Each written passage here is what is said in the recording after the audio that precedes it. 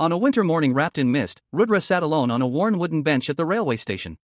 A cup of coffee rested in his hands, its warmth fading as quickly as the years that had slipped through his fingers.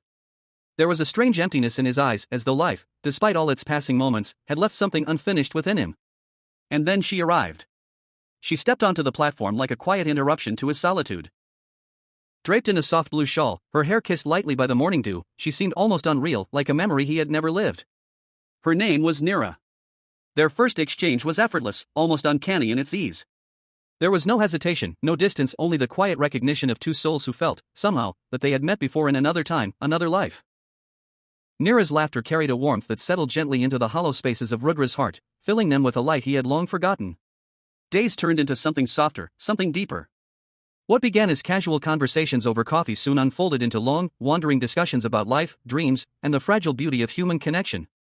One evening, beneath a sky brushed with the fading gold of sunset, Neera said quietly, "You know, some people don't come into our lives to stay, they come to change us."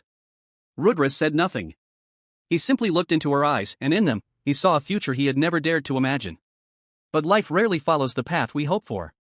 One day, without warning, Neera was gone. No calls. No messages. Only a letter left behind, resting like a quiet farewell. It read, "Don't try to find me. I am a part of your story, but not its ending." The words broke him in ways he could not explain. Each passing day became heavier than the last. The station, the bench, the coffee, they all carried her presence, her absence, her memory. Years drifted by. And then, one day, standing once more at that same station, Rudra saw it, a flash of blue in the crowd. His heart stumbled. Neera! But time had changed her.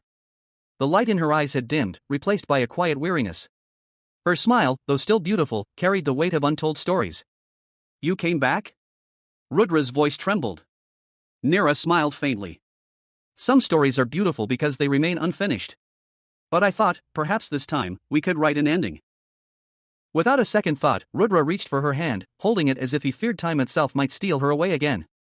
"I won't let you go this time," he said, his voice steady with a certainty he had never known before. Tears shimmered in Neera's eyes. "Life has taken me far, Rudra, but there is one thing it could never change, my love for you." In that moment, the noise of the world seemed to fade into silence.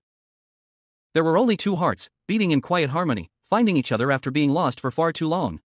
And from that day on, their story no longer lingered in unfinished letters. The story of a lifetime had finally found its ending, written in the quiet, enduring language of love.